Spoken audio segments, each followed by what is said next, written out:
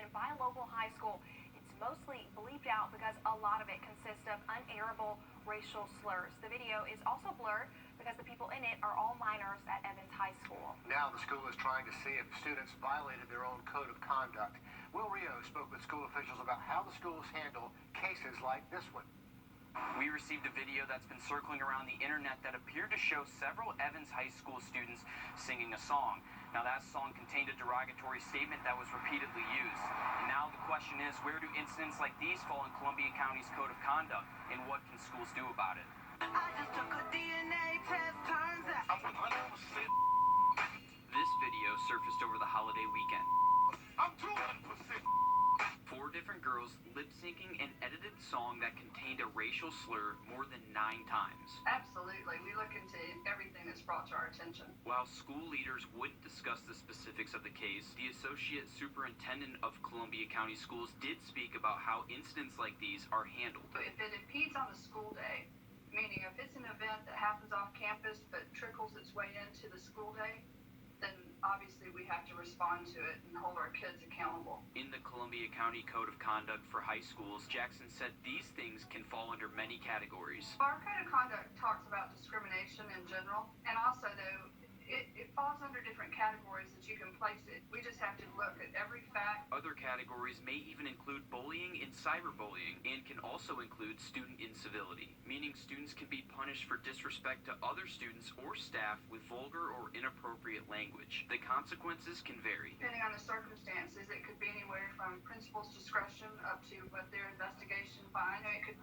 range from in-school suspension all the way to long-term suspension or a recommendation for the alternative school. Jackson reminds us that incidents like these can follow students down the road. We have to make sure that our kids know that it can follow them for quite a long time. So we just want them to be smart and safe. We just have to look at every fact, leave no stone unturned to make sure we get the details. Reporting in Columbia County, Wrdw, on your side.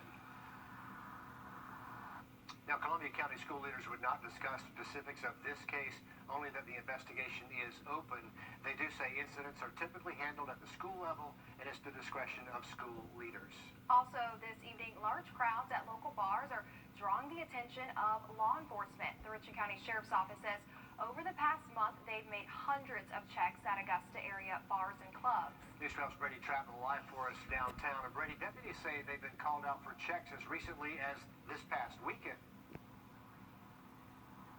Yeah, Richard, the Richmond County Sheriff's Office says they only found one place over capacity this past Friday as they were doing bar checks, but officials don't deny that this has been a problem over the past month. So I think we've had issues with most of the bars. Hearing that from the Richmond County Sheriff's Office is not exactly a vote of confidence on how things are going. Our deputies have intervened in several large gatherings over the last month. We've really tried to concentrate on this. Chief Clayton says managing bars and clubs is on their proactive team. And over the past month, on Friday and Saturday nights, they've made 206 different bar checks. On Friday night, they found many places at capacity, only one over capacity on Gordon Highway. We had a situation where we had a large gathering, a large fight, and our deputies were there trying to disperse the crowd. RCSO says they broke up a crowd of teenagers near the Country Club bar over the weekend, too. Across the river, North Augusta Public Safety and city officials met with Southbound Smokehouse Management after a party in their event space Sunday night broke the governor's mandate. North Augusta Public Safety officers were there working specials. I asked officials why they didn't stop the crowds and got no response. Richmond County is asking the public for help holding businesses accountable. You know, if they see it, say it, and call us. Southbound Smokehouse Management tells me that they regret the decision to host that party at the top floor of their building on Sunday night, and they say that they're working with city officials and public safety to work out any further issues moving forward. Brady, thanks very much for the live update there. So if you need to report any incident at local restaurants or bars or clubs in Richmond County, you can call 911, but it's best to leave that for emergencies. Better yet, they say, call 821-1080. All right, let's talk weather now. Chief Oak, checking the coronavirus cases at our local hospitals. 54 new cases at AU Health with 42 people in the hospital there. 12 new cases at the Charlie Norwood VA and only one to report from Doctors Hospital. Doctors did add one COVID patient, giving them 16 in-house. We've not heard back yet from University Hospital or Aiken Regional today. Over the last couple of weeks, Augusta University is tracking 19 cases among students, 4 cases among its employees. In total, the university has seen 89 student cases, 49 employee cases. Meanwhile, other state universities are announcing new COVID numbers as well. The University of Georgia reporting more than 1,400 cases last week. Almost all those cases involve students. At South Carolina, USC has 654 active cases right now. They've seen just over 1,900 total cases. Major allegations against the Augusta fire chief accused by the EMS chief. In a resignation letter, the former chief slams fire chief Chris James. This all while the fire department is being investigated by an outside firm. The commission waiting on that report as these allegations surface. Discrimination, improper staffing on ambulances, all allegations coming from the now former Augusta Fire EMS chief. And just because he had concerns does not necessarily give any credit to his letter. But reading through that, it was quite apparent that it's an ongoing issue, not just with Chief Kelly, but with others that we've also spoken with that have issued their concerns. The letter from former EMS chief James Kelly claims 2 years worth of issues within EMS, from firefighters having to man the ambulances instead of EMTs to a hostile workplace. Chief Chris James denies the accusations made in the letter. The fire department media representative added that's all the chief is saying at this time. Meanwhile, the conclusion of an outside review of the fire department's social climate still looms. We're told a consulting firm is expected to issue a final report to commission this week, addressing morale, training complaints, safety, and staffing. Will give each commissioner a clearer and better understanding of the allegations made against the fire department and if there's any merit to it. The commission shelled out $25,000 for this study, but the commission cannot agree on what comes after its completion.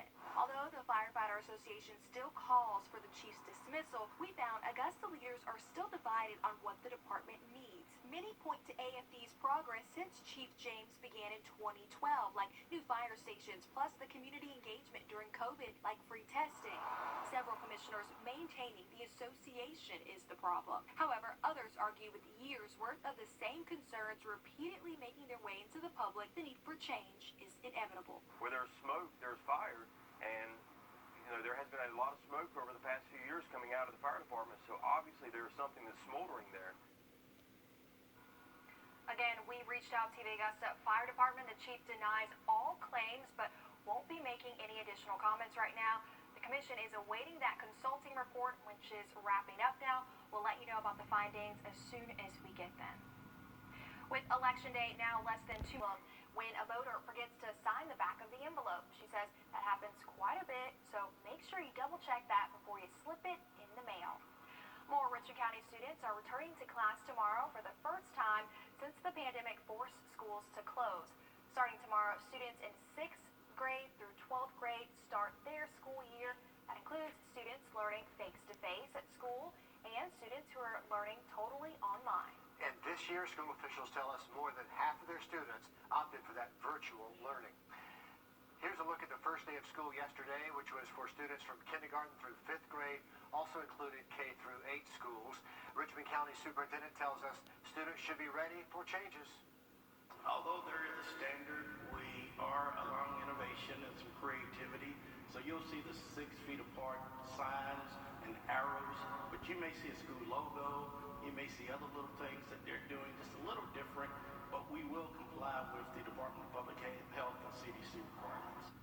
The district says they're working to make an online COVID dashboard where parents can view the latest reports on cases confirmed at each and every school. If you're learning from home, why not change things up with a field trip to the Aquarium? This is a live look at one of the live webcams the Georgia Aquarium is offering as part of its new Learn at Home resources.